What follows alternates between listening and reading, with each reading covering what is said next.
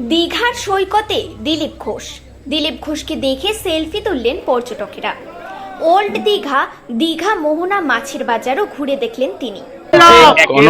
জঙ্গি মডেল তৈরি হচ্ছে, কোনো রাজনীতির কথা নয়, আমি বাইট দিই না। চলো এখানে দেখা যাচ্ছে মহিলা নিরাপত্তা নেই, হচ্ছে মহিলা নিরাপত্তা একের পর এক আক্রান্ত হচ্ছে।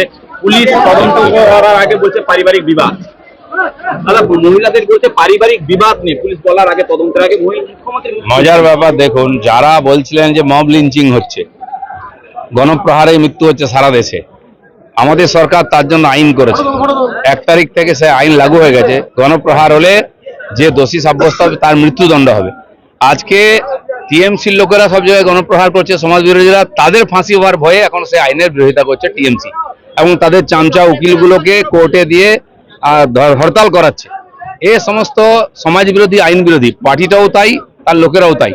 আজ যে আইন পাস হয়েছে, যারা বলতো আজকে তার বিরোধিতা কেন করছে, কারণ তারাই সমাজ বিরোধী রাজনীতি করছে, তারাই গণপ্রহার করছে, তারাই মব লিঞ্চিং করছে, আর বাংলার রাজনীতিকে রক্তাক্ত করেছে।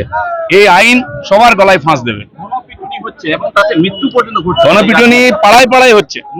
যারা দিল্লিতে ধর্নায় তো গান্ধীজির সামনে, যারা হাতরাসের কথা বলতো, উত্তরপ্রদেশ বিহারের কথা বলতো, আজ তারা কোথায় গেল? সে বুদ্ধিজীবীরা কোথায়? সে মহিলারা কোথায়? আজ মব লিঞ্চিং, মহিলাদের রাস্তায় বিবস্ত্র করে মারা হচ্ছে, পেটানো হচ্ছে। এটা কোন সভ্য সমাজ? পৃথিবীর কোন সভ্য দেশ, গণতান্ত্রিক দেশ, স্বাধীন দেশে এই ঘটনা দেখিনি, যেটা পশ্চিমবাংলায় দেখছি। যে আইন হয়েছে, এখন সবাইকে সে আইনের সামনে দাঁড়াতে হবে। এই হিংসার রাজনীতি এবার বন্ধ হবে। বিধায়ক আর সাংসদ হোক, সবই সমাজ বিরোধী। সমাজ বিরোধীদের টিকিট দিয়ে জিতে আসে সমাজ বিরোধীদের কাজে লাগিয়ে মমতা ব্যানার্জির পার্টি। আজকে যে আইন পাস হয়েছে, সবাইকে তার সাজা পেতে হবে। আজ এই ধরনের কাজ করলে কেউ বাঁচবে না।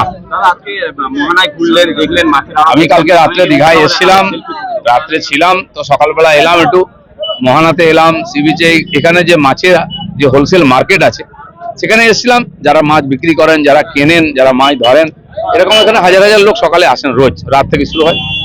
সবার সঙ্গে দেখা হলো, মাছের বাজারের খোঁজ খবর নিলাম একটু। নতুন মাছ বাজার হচ্ছে, এখনো কমপ্লিট হয়নি, ওটা হয়ে গেলে এই বৃষ্টির সময় সুবিধা হবে। মাছ কেনা হলো না, অনেকে মাছ কিনতে আসেন, মাছ নিলেন কিছু? আরো আমার সঙ্গে অনেকে এসেছেন, তারা মাছ টাছ কিনছেন, আমি দেখলাম মাছ।